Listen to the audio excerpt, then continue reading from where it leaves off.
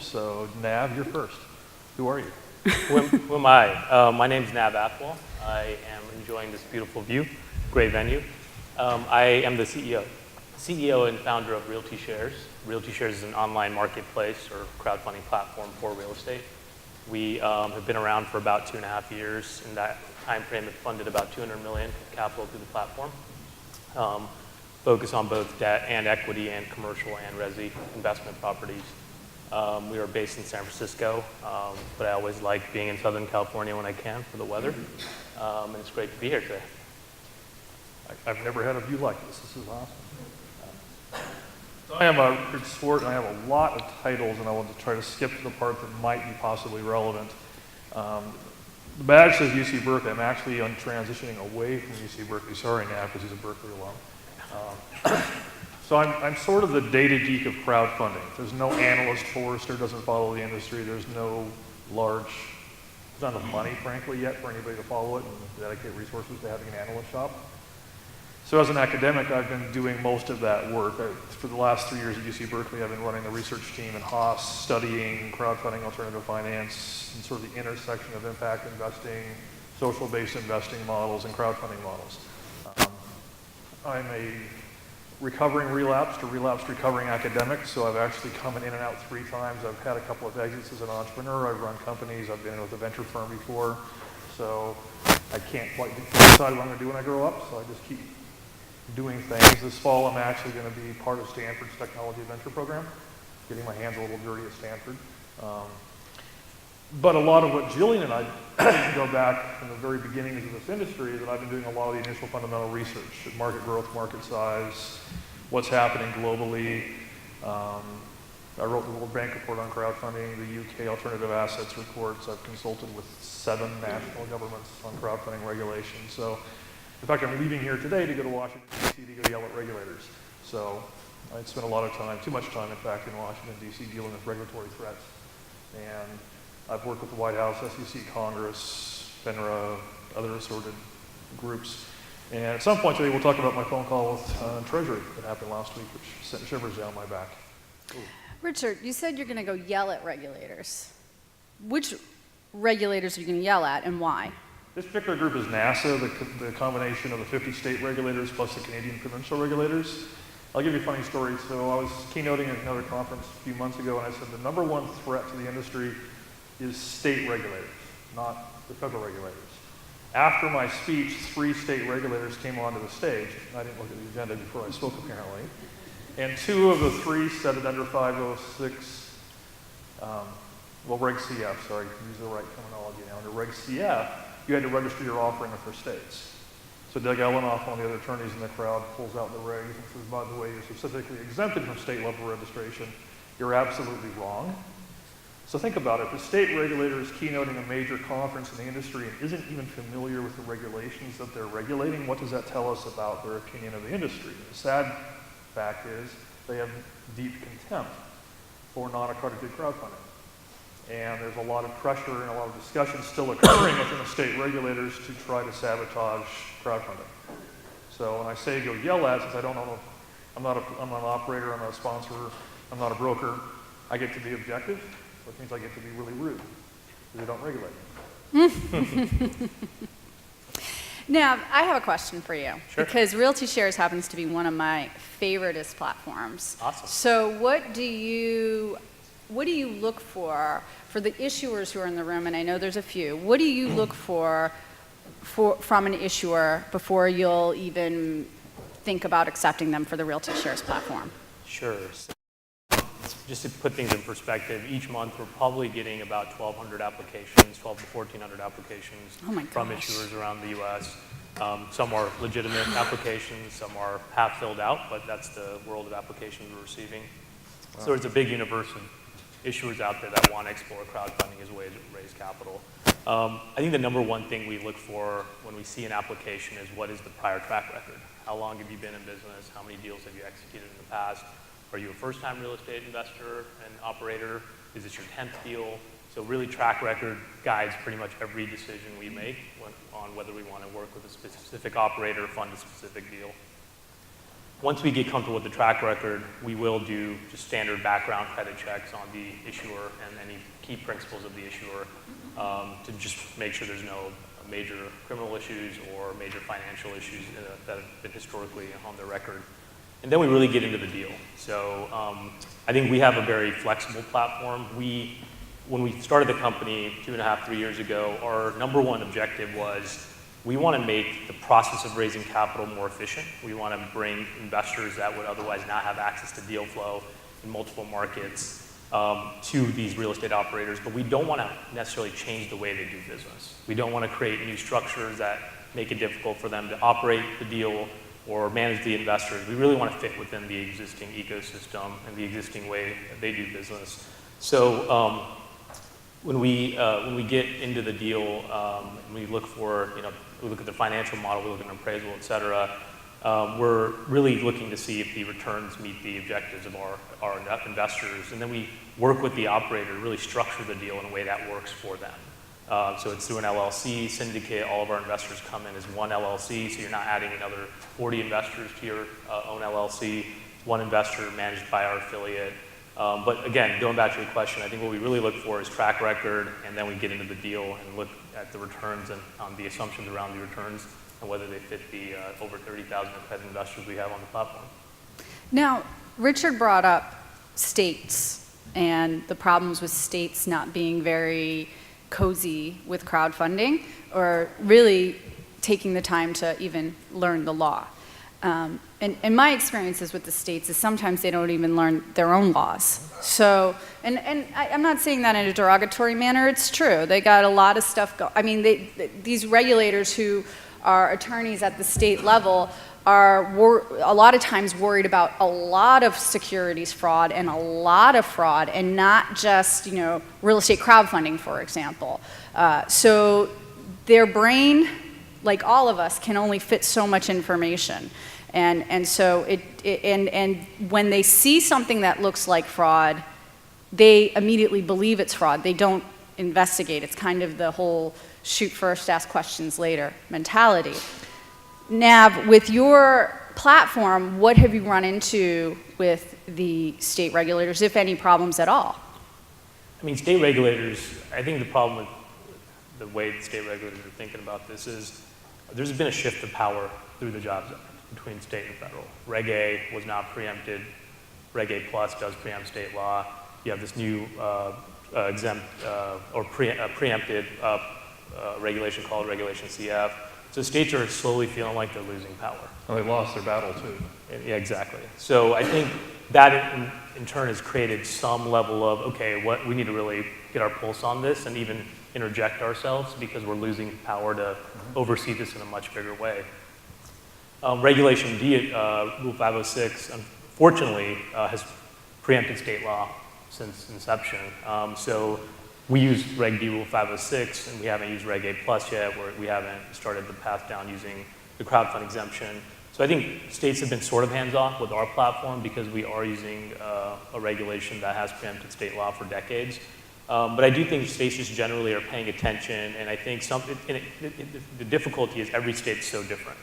Some states are very forward-thinking, and some states even passed their own versions of a crowdfund exemption prior to Title III going into effect in May. So I think some are very forward-looking, want it to be easier to do business, raise capital, and others just don't.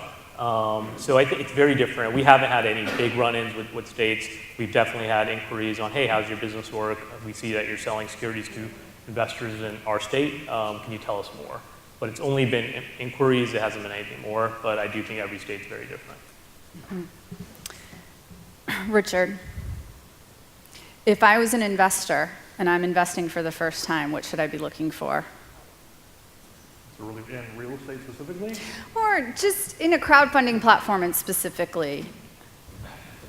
Well, several things. First of all, 99% of people in America wouldn't even understand what you're talking about. So we need to recognize that the vast majority of investors, the vast majority of Americans don't invest, period, end of story. Those that do, the vast majority do through their work through 401ks. They have no idea what those portfolios contain. They don't read the disclosures. They don't read the prospectuses.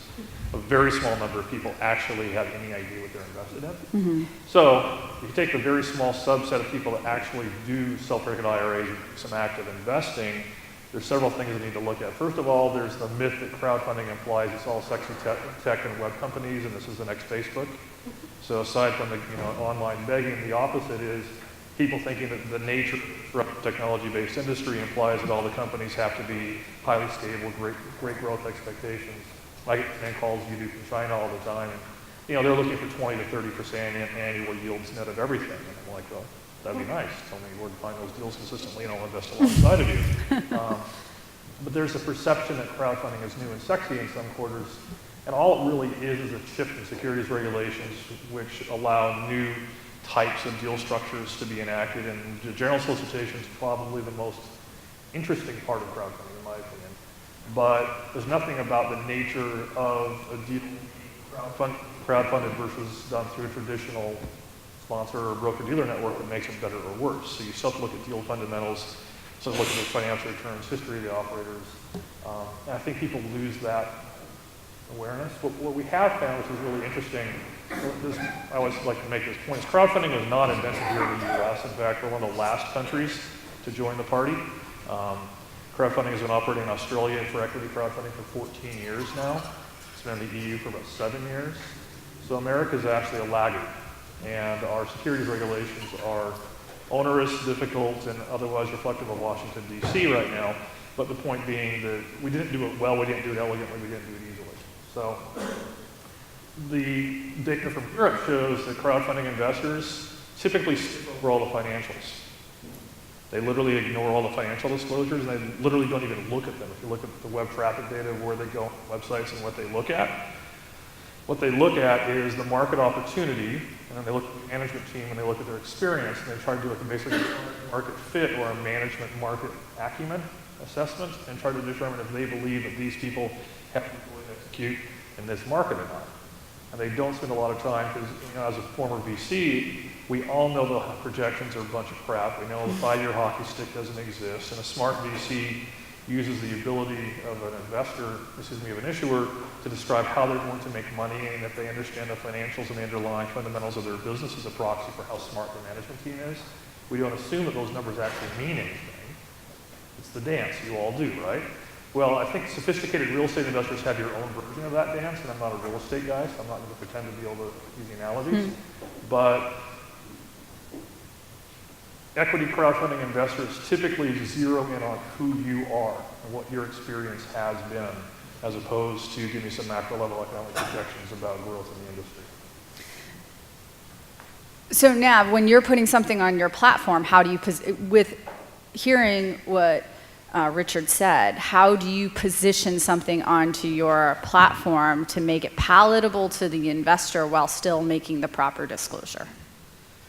Yeah, I think that's one difficult thing to balance, because ultimately when you're building a tech company and you're building a product, you want to make it seamless. You want to make it streamlined. You want to make it easy to understand so that an investor can come on, make a quick decision, and ultimately go through a very easy investment process. But obviously when you're selling securities, you're also regulated, and there's the need to make sure you're fully disclosing all the information that is necessary to disclose. So we've always taken the approach that disclosure is key, and there's ways to create disclosure that aren't overly burdensome to our investor base.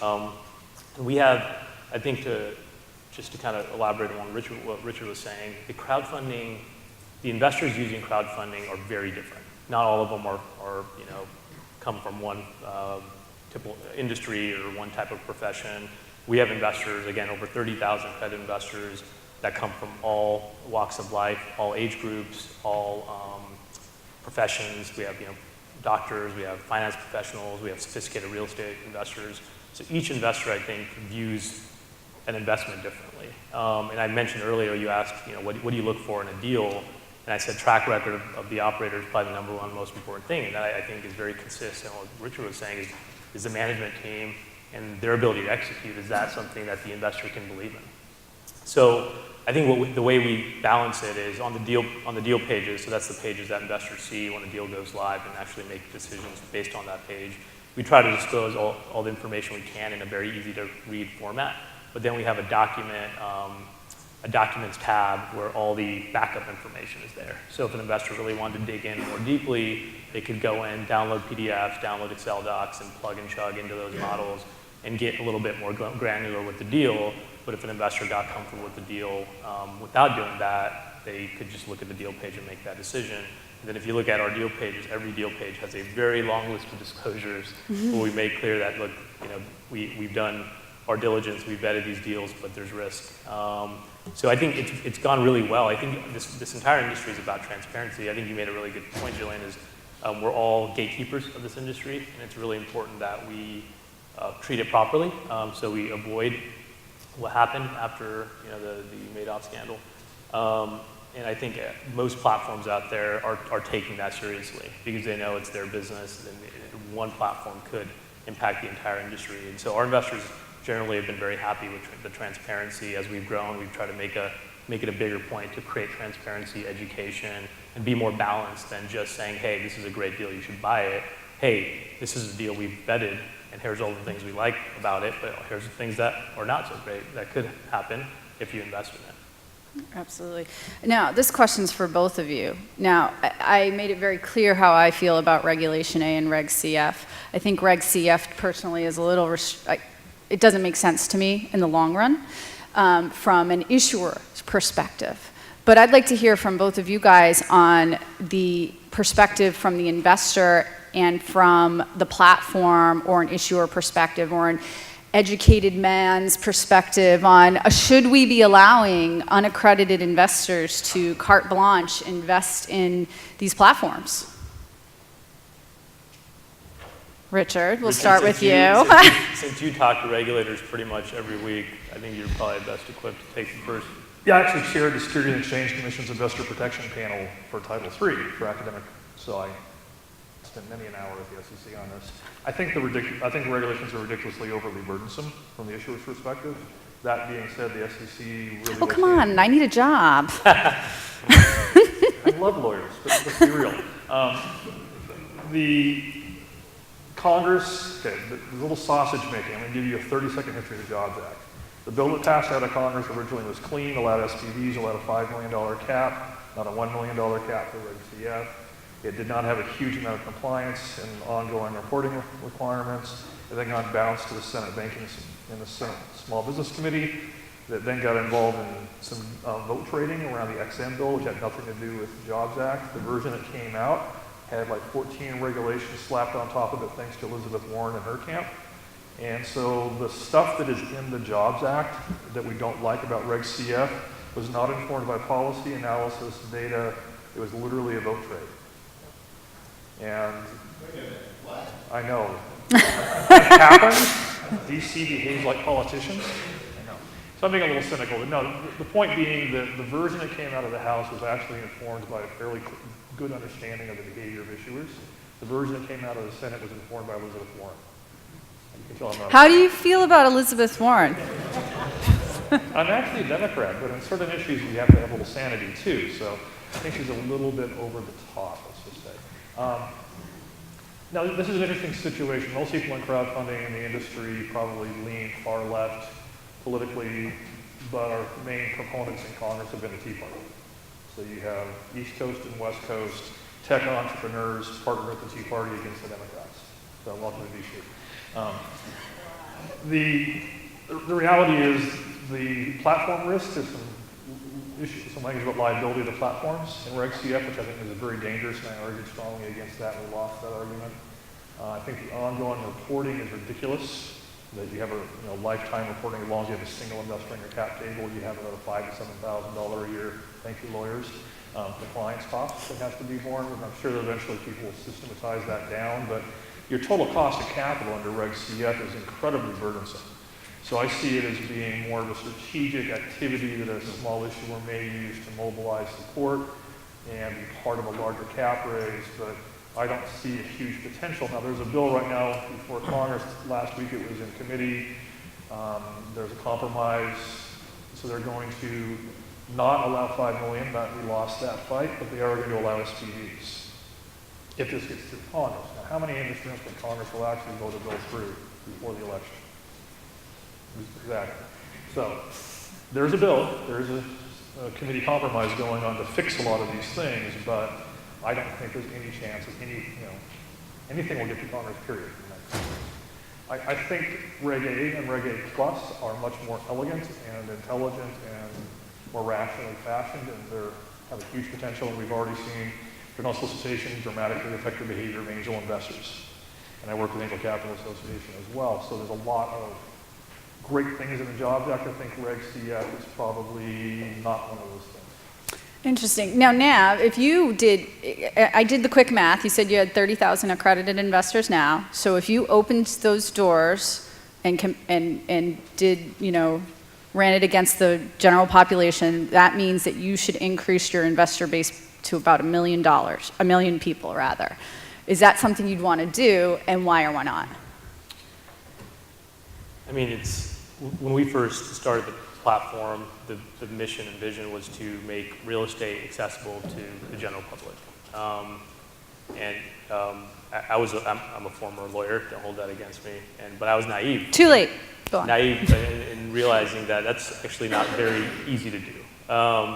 So, we started this very limited mission of we're going to make real estate investing accessible to accredited investors who still have difficulty accessing private real estate investments, because you don't need to be Warren Buffett to be accredited. You just need 200,000 of income or $1 million of net worth. I mean, it's something we've always thought about. I agree with what Richard is saying. It opens up a can of worms with respect to regulators. Jillian, you made a really good point that regulators are, actually streamlining Reg A approvals, but what are they thinking after that? How are they their just oversight over that offering is just going to be a lot more, because you are opening the floodgates. So for us, we definitely are entertaining the possibility of opening up the platform to non-accredited investors. I think weekly we get an email from an angry non-accredited investor telling us that we're, artificially creating limitations on their ability to invest, the rich are getting richer. Like, we hear that all the time. And I'm on every single customer support email because I still want to hear what people are saying, so I get those directly in my inbox. So there's a lot of sophisticated investors out there that are not accredited, that understand real estate, but that are artificially told due to regulation that they can't get involved. And now there's Reg A Plus and there's Regulation CF, and I agree that Regulation CF is just not workable. I'll go on record in saying that Regulation CF will never work for real estate crowdfunding in its current form. I think Reg A Plus is a lot more manageable. So I think for us, it's cautious optimism, really watching the first few iterations of Reg A Plus, how it takes shape. I think our business is growing very nicely with just accredited investors. We're funding anywhere from 17 to 19 million of capital a month, and it's been growing nicely and we're adding institutional capital. So the business is not in jeopardy by not opening the gate to non-accredited investors, but the mission is only partially realized if we don't. So I think it's something we will continue to consider, but we're not ready to take that step just yet. You'll be happy to know we're lobbying for what's called the underlying asset exemption to fix Title III, to recognize the fact, because Title III assumes you're a startup with no assets. You're basically, so where we actually have an asset in a real estate deal, we're arguing to change Reg CF, like the 2018 version of the bill, to actually make a substantial number, the $5 million cap, and decrease the reporting and decrease the compliance. I have a question for you on that. Sure. So I think one thing that makes Reg CF, and tell me if I'm wrong because I haven't followed it as much, is it limits an issuer's ability to raise capital on an annual basis. And for our platform, we create an SPV per deal. Yeah. So we are the issuer. So we'll blow that out in one deal. So if you aggregate all of our SPVs, all of those SPVs are definitely exceeding that $1 million. How would that, have you talked to, I know you're talking to regulators weekly. Right. Is that on their radar? Is that something that could change? I think it would make it more workable. They're talking about allowing SPVs. That's probably That's great. So when you say that it's an asset-backed security, does it have to be a note secured by a deed of trust or mortgage, or can it be an equity investment in an LLC that only has, can it be an SPV?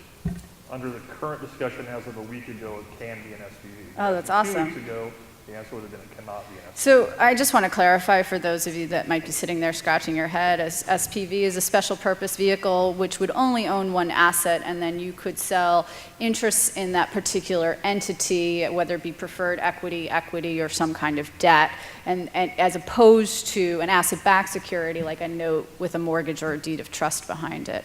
I mean, I find that very encouraging, personally, especially for some of the other, the platforms out there, patch of land, ground floor, that operate on that model. I mean, that would blow their particular business up, right? I think you'd see a dramatic increase in the entire industry if that gets through. Now, the fact that there's a compromise that's been fashioned between the Democrats and the Republicans in the House, and they've agreed on this, doesn't mean we know what's going to happen when it hits the Senate. But it's looking like that might actually get through. So you said something earlier, though, Richard, that I wanna harp on a little bit. Is that you said I said something. You said 99% of the people you talk to wouldn't understand that. 99% of Americans. Americans wouldn't know what I was talking about. But let's talk about real. I don't know if that is a real statistic, but how many do not know what crowdfunding is? How many Americans don't know what crowdfunding is? Okay, so you want me to get into that? The actual data is that about 87% of Americans are not familiar with crowdfunding. The 13% are. That 13% that believe they are probably think it means Kickstarter, and they don't understand the difference between equity crowdfunding. They certainly don't know the difference between the different types of the Jobs Act, and they absolutely don't know about debt versus equity and the actual deal structuring. Out of the 8.7 or 9 million potential accredited investors in the U.S., only 3% of those invest in early-stage companies. So the actual pool of people that might be aware of equity crowdfunding at a deep level is probably less than 500,000 in the U.S. Wow. So what do we do to change that? Or do we change that? Do we we keep it a secret? We do a lot of panels. You do a lot of panels. Don't you have to get people to said panels, however? No, So one of my many hats is there's a company here in LA called NextGen Crowdfunding, and I'm now advising the founder. He's one of the wealthiest individuals here in LA. And his whole passion is around educating the general public about crowdfunding. So we're doing webinars and events and trying to spread the word about the fact that there's this new industry.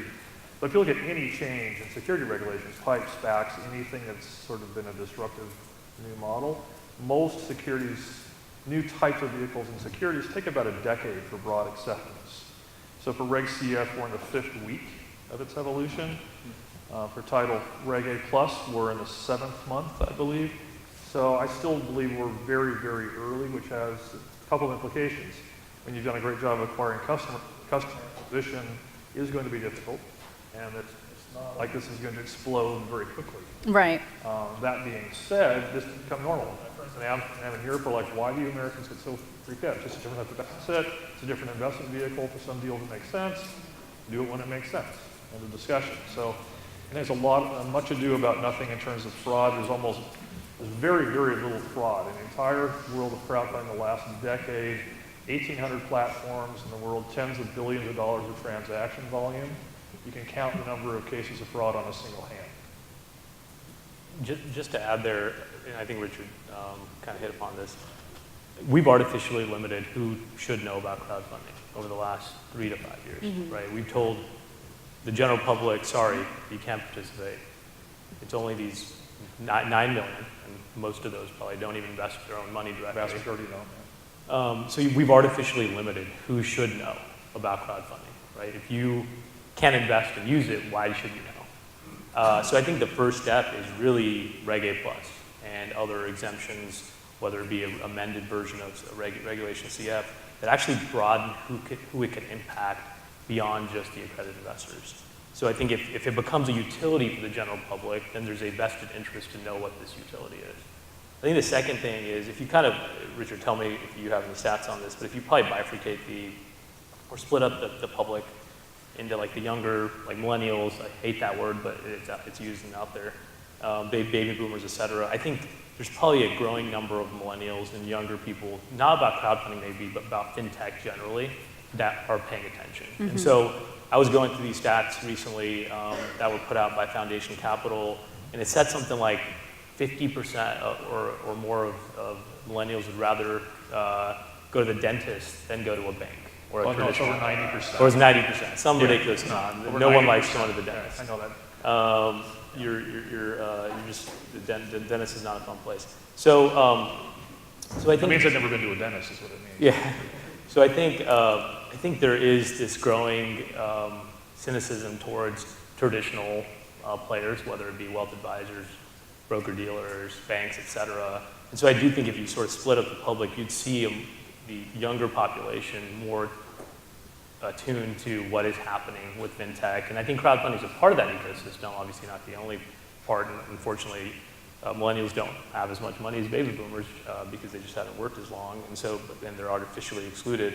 But I do think as you expand the regulation, who it impacts, and you look at the younger population out there, the potential to really adapt to these new ways of investing and raising capital will start catching on. So can you take a top-down approach, perhaps? I know that you just made a comment about millennials and going to the bank or brokers or registered investment advisors, but do you think the solution is to educate registered investment advisors, Merrill Lynch's of the world, and perhaps taking it from that angle? Traditionally speaking, a traditional broker is going to fear a private placement memorandum. They won't even look at it. So how do we get them to get their clients, if you will, into the deals or into crowdfunding platforms? Ask Steve Sadler later when he's on his panel, but the reality is RIAs, BD networks are still extraordinarily uncomfortable with this whole model. They're learning, they're thinking. A lot of individual wealth advisors and broker-dealers actually like it. I invite Steve to share his experience later, but there's others as well. You hit the compliance shop inside the BDs, and they're like, absolutely no way, we're not going to touch one of these. So unfortunately, we're at this sort of, no one wants to be the first mover, no one wants to take on that risk. And so as you see deals be successful, as you see positive outcomes, the compliance shops and the BDs will start to relax a little bit, maybe, depending on how FINRA reacts. But I think it's going to take a very long time. I honestly think one of the most exciting things to happen in crowdfunding last month was when Mark Cuban talked about Reg A+. And he did a large article on how excited he was about Reg A+. You get a shark out there talking about it. That's honestly what it's going to take, is getting people like Mark, and I know Mark, I know Damon, I know some of the sharks. Honestly, I'm trying to tell those guys, start talking. And one of my friends runs a agency that works with NBA stars and tries to help them with their private wealth. And I've said, why don't we do some work around real estate in the cities you come from, using Reg A deals back in Chicago or Detroit or Baltimore, and then talk about real estate crowdfunding as both economic opportunity and community redevelopment, and bring some star power to the table. Honestly, I think you need a few of those. I can't discuss the deal, but there is one of the largest sports in America, it's not the NBA, is looking at using a Reg A deal on a historic property that everyone in this room would know the name of if I was allowed to say it. So let's just pretend it was the football stadium at Berkeley. We were going to sell the stadium to alumni. But then let's do that with something with 100 times bigger audience. So as we start to see deals like this on landmark marquee properties, I think we'll start to see more community awareness. You asked a question earlier, should we allow people to invest? Absolutely, there's some wonderful deals in real estate. I think with the right diversification and the right screening, this is actually a super intelligent way for the average American to invest in income-producing properties. It's relatively low risk. You're not going to become a multimillionaire, but certainly better than your 401k account. But the drivers that I'm seeing, though, are not sort of top down. I work with multifamily offices, like some of the largest in the world, and they're asking questions about real estate crowdfunding, and they're starting to show a lot of interest. But they want to write $50 million checks, $100 million checks. They don't want to write a $200,000 check. So you start to see institutional money of that level expressing interest. Multifamily offices, RIAs, very large investment funds from Asia and Europe are starting to ask about the industry. That's, to me, a really positive sign that in 2 or 3 or 5 years, as people figure out the models, figure out the risk, basically the focus will follow the money. And if the money's starting to flow, then that will start to drive awareness. But I think it is going to be very much driven by sophisticated existing networks of investors. I don't think Joe the plumber is going to be showing up anytime soon. Well, no, and hopefully we can get more information out there on that Facebook thing or Twitter thing or Instagram there's thing. 18,000 articles on crowdfunding on the internet today, and probably How do you know that? That's crazy. I do research. Sorry.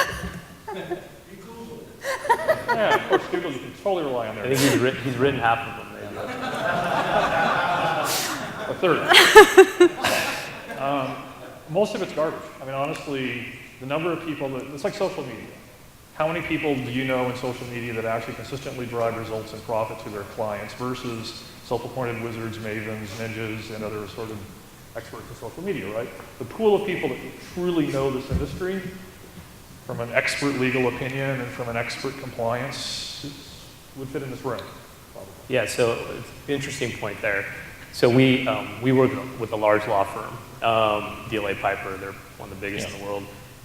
Even some of their lawyers scratch their head because it's uncharted territory, right? I mean, this is just taken shape over the last 5 to 10 years, and so it's very limited in terms of. So I think back to your question, Jillian, of like the top-down approach to wealth managers, larger stakeholders out, the gatekeepers. If the lawyers that are advising them don't get it, it's going to be hard to get them going until this is evolved a little bit more. And it's both from a regulatory standpoint, but also from just these platforms have now been around for a decade. They've gone through a cycle. There's performance history. I think the number one things RIAs care about is what's been your performance, and how do I plug into this, and how can I really feel comfortable? Because what's their interest? What's their vested interest in trying to take more risk on behalf of their client? Most RIAs that we've talked to that want to explore this understand that their clients need more from them than just putting money into a mutual fund. They want the RIA to actually add value. Otherwise, they're going to get disrupted by a Betterment or a Wealthfront. So I think it's a ways away to really get to the larger players in the space. Excellent, excellent. Well, I am getting the wrap it up signal. Oh, questions. Oh, sorry. I thought I was getting the wrap it up signal. Sorry. Who would like to ask a question? Thank you. That was easy. All right.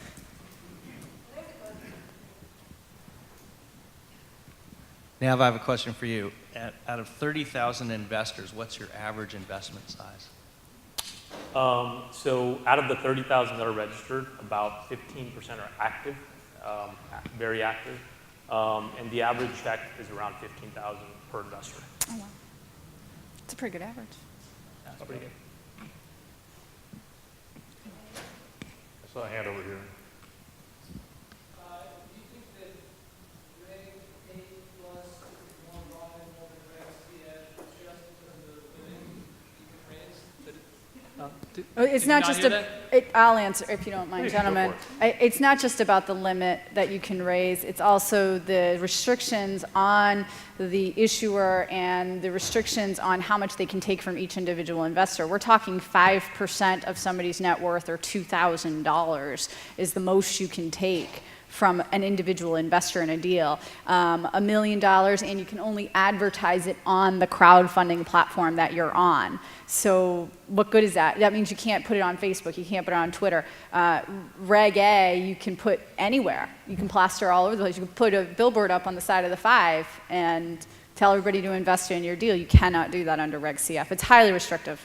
What is the standard of verifying the net worth? It's self-certification, which means that the investor is compelled to be honest with you, and you can rely upon that. Unlike 506C, where it is your duty to make sure that they're telling the truth. So, Nav, I don't remember the specific number, but it seemed like the number of deals that you were presented to you on a monthly basis was pretty significant. So, can you reiterate that number and then tell us how many deals actually make it? Sure. So the number ranges from 1,200 to 1,400 applications, but as I mentioned, a lot of those are not viable. On a monthly basis, there's probably 20 to 35 transactions that are actually going through the platform. So, and the way it works is not every deal gets listed on the day the month the application comes in. In real estate, there's longer turn times. So we're approving probably 60 to 80 operators a month, but only about 30 to 35 deals, 25 to 35 deals. That's crazy. Still good. Richard, you had another comment? Well, I just wanted to point out that we're still in the very beginning innings, but I think that like tech, those companies like Nav that have first mover advantage are going to have significant opportunities to scale quickly. And I think there's a lot of analogies to the growth of any network-based business model. Yeah, so a lot of people in the room might be thinking about starting a platform. I'm going to encourage you to really carefully think about that before you take the plunge. It's incredibly difficult to acquire those 30,000 or 50,000. I just wanted to, even though I'm saying the industry is in its infancy, I still think there's significant momentum, and it's very hard to jump in if you haven't already started. So just a word of caution. A question from a funding perspective, of funding these types of deals. So typically, there's the actual funding source is funding a security that's one step removed from the actual underlying security, and there's some types of bridge, maybe it's a note purchase agreement or something along those lines. Can you talk about some of the strengths and weaknesses of that additional link or that additional step removed from the actual underlying security that the investor is funding, and are there any structures that are preferred or not recommended to be used? Sometimes they're going into bankruptcy remote vehicles and things like that. I can't speak for your platform, but my experiences as a securities, our firm's done over $1 billion in specifically real estate deals. And it's my experience that the investor does not care. The security interest, what they're receiving, matters very little. It's the asset, the management, and the return on investment.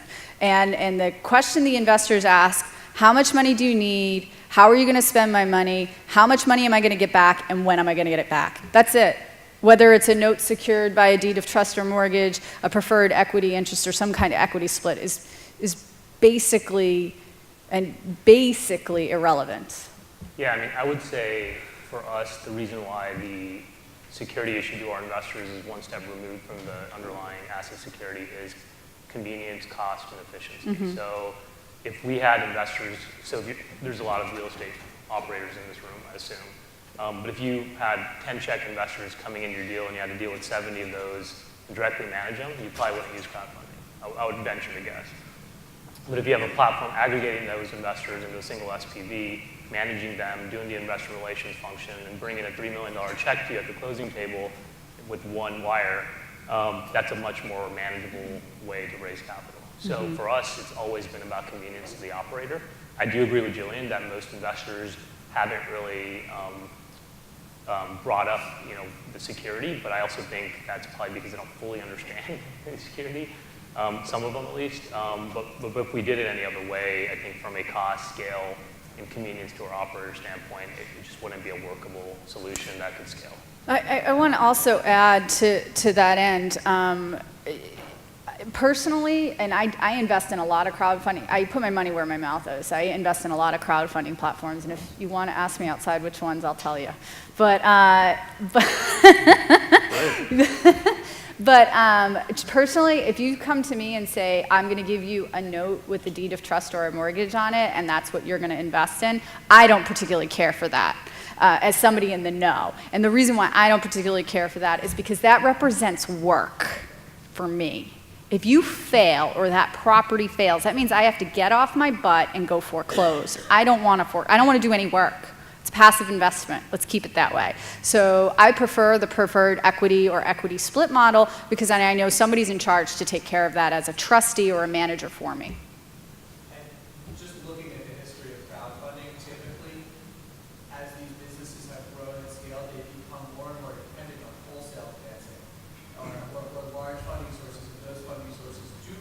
Mm-hmm. About the structure of the notes. For sure. Right? Mm-hmm. And certainly in a post-2008 environment where dislocations between the underlying security interest and the ultimate structure that folks were investing in caused a lot of problems. I'm wondering if you see any parallels or lessons learned that might apply to this. Oh, well, when I did the remarks at the beginning, that's exactly what I'm talking about. We have to be abundantly cautious. We have to make sure that the investors know exactly what they're getting into. That all has to be disclosed, and we have to hold each other accountable for those things. So I don't know what particular platform you might be alluding to, but there is always a little bit of nervousness to me when, I don't want to say anymore.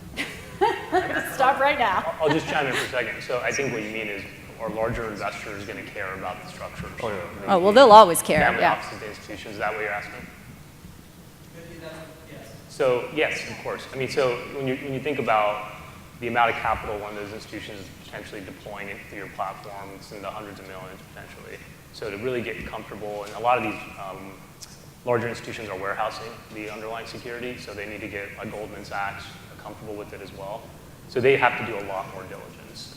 But I don't think any platform out there is creating a structure that isn't workable for a large investor, because it still has elements that protect the underlying investor, even if it's one step removed from the asset level security. But there's going to be a lot more diligence there, but there's workable solutions. And we've seen it with large platforms that are outside the real estate space, successfully executed with institutional capital. So Yeah, significant investments for institutional. yeah. There's a question back here. Now, Dr. Swart, you mentioned that the acquisition cost of users is pretty high. And now I'm curious, what has been your acquisition cost of an investor? And I'm curious also what you think it would be for a Reg A type offering for just, acquiring investors at $1,000 level type thing, like what Fundrise did. So I don't think you can think of CAC or cost per customer acquisition in isolation. I think you need to think about it with respect to lifetime value. So lifetime value is how much is that customer worth, right? How long are they going to use the platform? How much revenue are they going to generate? And then you think about it in terms of payback period. So if you pay for a customer, what's that payback period? If your payback period is less than a year, then you're good. You're on the right track. So without giving you exact numbers, it's definitely higher to acquire. It costs more just on a pure CAC basis to acquire an accredited investor. And the reason is there's a lot less of them out there. So you have to really, depending on if you're doing a pay-per-click or if you're doing impressions, you're just going to get a lot less impression or clicks in signups. Because a lot of those investors will realize once they click on your ad that they're not accredited and they can't actually invest. So you just wasted a click on someone who's not a potential customer. But if you think about LTV and payback, an accredited investor has more liquidity, so they can invest more. So you're going to generate more income from that accredited investor because their average investment's $15K, where a non-accredited may be $1,000. So that LTV, my short answer is I don't know, because we haven't actually been marketing or trying to acquire non-accredited investors, and so we don't know what they eventually would invest and what their LTV would be. But generally speaking, we're acquiring accredited investors at a payback period that really makes sense for the business. The problem is there's just not a ton of them out there. Nobody has the specific numbers on Title III yet. Our company's actually tracking all those transactions and trying to understand that. My guess is the CAC is going to be at least $100, $200 for the Reg CF guys. I mean, internet-based marketing for investor acquisition for crowdfunding is incredibly expensive and difficult and not very efficient, to put it mildly. Lots of firms are trying to figure it out, but those of you that are investors, we don't suffer from a shortage of investment opportunities, right? So it's not like people don't hit us with deals. It's not so much a matter of just randomly pinging people's LinkedIn profiles. I get about 10 a day investment requests through LinkedIn, literally, I'm not exaggerating that number. And I respond to 0, ever, in the history of LinkedIn, if I ever responded to one of those. It's about social networks. It's about breaking into networks of RIAs, breaking into networks of investors, breaking into existing syndicates, breaking into that. And that's something you can't use with Facebook. Never mind. We can argue later with the groups. So. I don't have an argument. I had a question.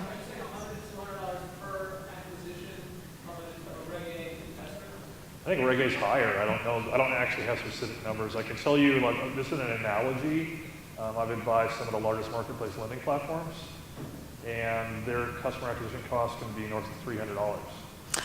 I'll tell you this. When somebody comes to me to do a Reg A, I do not allow them to do that Reg A unless they have a current network of which to market to, or they have a budget for marketing. I don't care. They could say, I'll pay your legal fee.